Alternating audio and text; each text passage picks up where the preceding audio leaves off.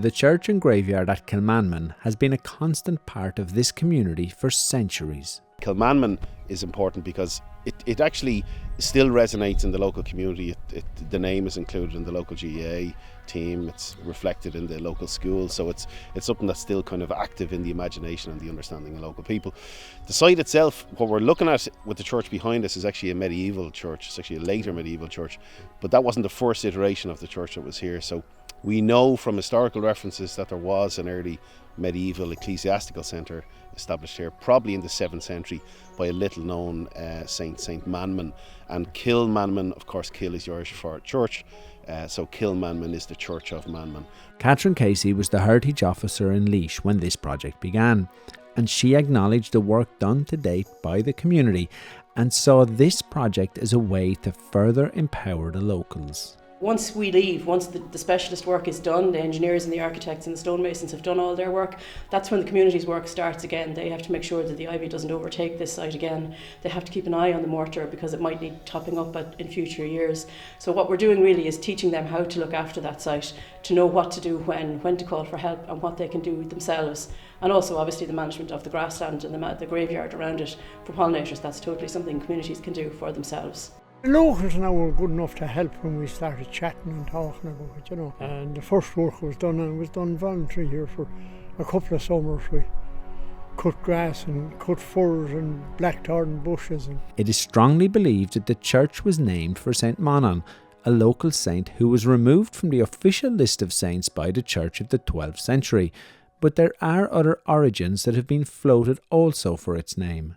And this holy well behind us, it actually was venerated or was in use until quite recently, and it's one of a number of sites in the wider landscape around the church. There's also a nunnery. In fact, that was the nunnery gave rise to another interpretation of the townland name and also the church name. The nunnery is also known as the Kilmanman Nunnery, or the Church of the Ban Bon, the White Women. Now, we don't have any evidence to support that. But it may be the case that there was a nunnery nearby, unlocated, just another one of these curious, interesting points.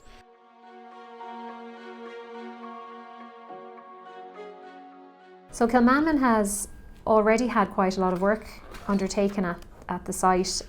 There were works carried out there in 2019 and 2020, so a lot of the vegetation has already been removed from this site, and you can see an awful lot of the architectural features remaining. Locals had the chance to visit the church over the course of this project and were given ample time to explore the ruins for themselves. It's interesting because we're questioning one of the windows at the back. Is it smaller? Is it earlier? Was the church always this size? We don't know.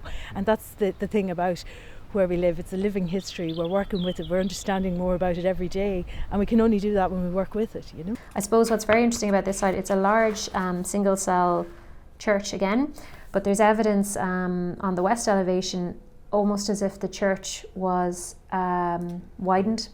So you can see the original gable, an outline, and then it's like it was extended south and increased in size. So that's always kind of interesting to find features like that.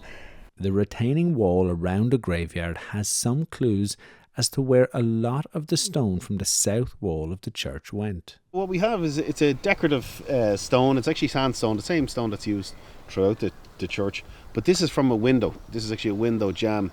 So it's just been repurposed, probably from the south wall of the church. We know in an awful lot of these parish churches that the south wall was the wall that featured windows. The north wall tended to be less ornate.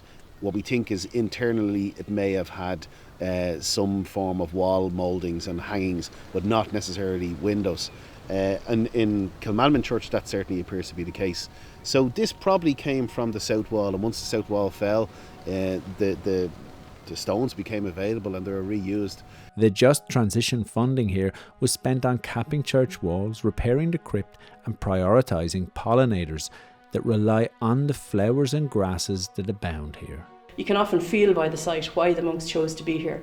So then it follows through that naturally, as we're looking after the stonework, we're looking after the site, we're also looking after the rest of the biodiversity that the monks, I think, in their time would have cared for as well. For the communities, really, I think it reinforces how important these sites are. A lot of the time they might be aware of how they're important in a historical sense, but when they're shown that these sites, because of the nature of how they were managed and not disturbed from an agricultural point of view, that makes them hugely important for biodiversity. This Just Transition funded project at Kilmanman means that this ancient place will continue to play a role in the cultural heart of the community, and the rest of us can continue to explore its hidden secrets.